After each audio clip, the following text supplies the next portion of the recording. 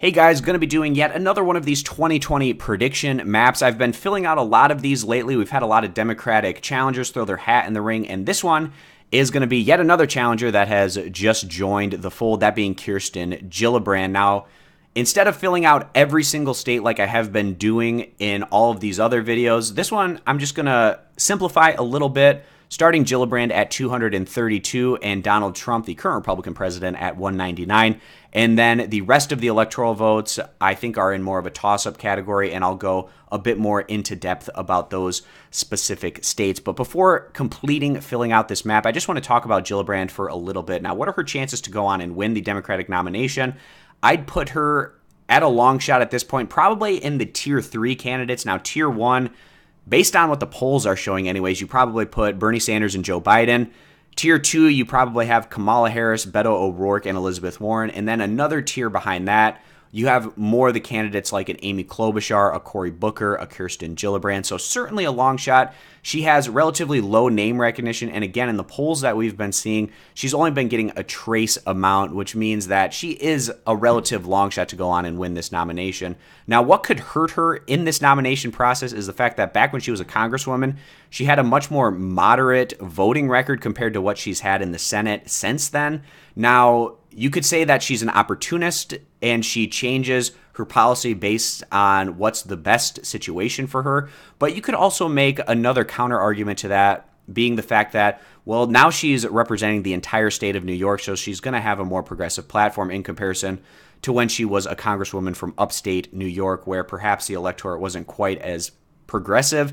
And that's a fair argument to make as well for Gillibrand. But again, she has adopted a more progressive platform, and in terms of Democrats in the Senate right now, she actually has the highest percentage of voting against Donald Trump, which she could tout in her favor, and that might do a lot of help in her trying to gain some traction here. Now, beyond that, again, a long shot. I think her best case scenario is being able to finish somewhere between about 3rd to 5th place and doing well enough to where she could be a possible VP candidate. Now, the downside to her trying to become VP is usually the Democrats like to pick somebody who's from a swing state, and New York is clearly not a swing state, so that makes things a little bit tougher for her to get that VP nod there for the Democratic Party. But we'll see how this all plays out. Beyond that, if she surprises everyone, goes on and wins this nomination somehow, then I see the map playing out as follows. So first, I'll start with Florida. Competitive, it seems, in every presidential election. However, the Republicans did quite well in this state, actually, in 2018, compared to a lot of other states that we saw.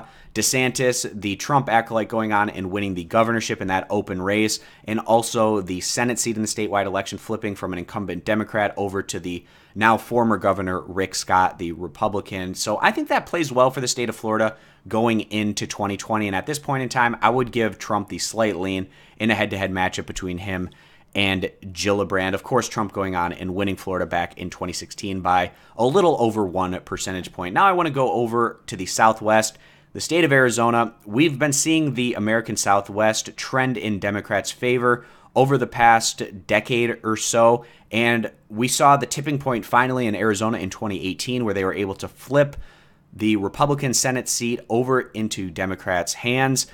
It was an open seat because Jeff Flake decided not to run for re-election, but it still probably would have flipped over to the Democrats given the fact that Jeff Flake has the largest gap between approval and disapproval rating of anyone in the Senate. So it would have been a really tough race for him to try to win out in the state of Arizona. And again, the demographics, they're continuing to get better in Arizona, so you'd figure 2020 will be an even stronger position for the Democrats than what 2018 was or 2016. Now, back in 2016, Hillary Clinton actually really competitive with Trump in Arizona. She only came up short by about 3 to 4 percentage points. It was really close, but this is a part of the country where Kirsten Gillibrand is just a big unknown, clearly being from New York and representing the state of New York. That makes things a little bit harder out here in the Southwest where she's not as well known. And at this point in time, I would probably still give the lean here to the Republicans in Donald Trump. He won it in 2016, and even though it is trending in Democrats' hands, I don't think that Gillibrand is necessarily the strongest candidate to go on and have success out in Arizona. So now we'll move back more into the East, going into North Carolina. A purple state, they have a Democratic governor who obviously won his statewide election. Donald Trump defeated Hillary Clinton here by about, again, 3 to 4 percentage points. It's within the competitive range. We just saw some polling recently out of North Carolina that had the top 6 Democratic challengers going against Donald Trump. The only ones that had the outright lead on him was Biden and Bernie Sanders. All of the other hopefuls were either tied or slightly behind Trump. And this was from Public Policy Polling, which is an outlet that tends to skew a little bit towards the Democrats. So I still think that it's going to be a really tough state for the Democrats to win, even though it is in play. But at the end of the day, I would still give the lean to Trump to go on and win North Carolina yet again in 2020 after doing so back in 2016. Now, we still have 4 states left, all being ones that Donald Trump won in 2016, but also 4 states where Democrats did much better in 2018 than what they did back in 2016. So first, I'll start with Iowa. This is still a slightly Republican-lean state overall, but 3 out of their 4 congressional districts went to the Democrats in 2018, but their statewide governor's election went to the Republicans. Now, Obama was able to win Iowa in 2008 and 2012, but then Trump absolutely dominated here, winning by about 10 or so percentage points against Hillary Clinton. Perhaps the farm tariffs are going to be a negative here for Trump in 2020. But again, I would need to see some more compelling polling data in a head-to-head matchup between Trump and these Democratic challengers before flipping the state, given how convincingly he won it back in 2016. So now we go right to the heart of the matter, the 3 key Midwestern states and Pennsylvania, a little bit outside of the Midwest, but still a similar voting electorate. If we go to 2018, Democrats sweeping the statewide elections here amongst the governorships and Senate races. So Pennsylvania was the strongest for the Democrats, winning by double digits in their Senate race as well as their governorship. And I think that Gillibrand, being the fact that she's from one state over in New York, she has a much more recognizable brand. Gillibrand, a play on words there. But anyways, that was a bad dad joke. Anyways, the state of Pennsylvania, I see this one for Gillibrand anyways, being in a situation where she would have the lean at this point in time. And I'd be surprised in a head-to-head matchup in the polls if she wasn't ahead in the state of Pennsylvania, especially how strong the Democrats did there in 2018. Now, Michigan, perhaps just slightly less Democratic than Pennsylvania, but pretty similar, I'd say, overall. They won the governorship by double digits. Debbie Stabenow, the incumbent Democratic senator, won by single digits, but still convincing enough to where if you're the Democrats, you have to feel pretty good right now about the state of Michigan. And the fact that Gillibrand doesn't have the same problems that Hillary Clinton had in this state and really throughout the Rust Belt as a whole, where Hillary Clinton could just be hammered over and over on her stance with free trade policies throughout her career.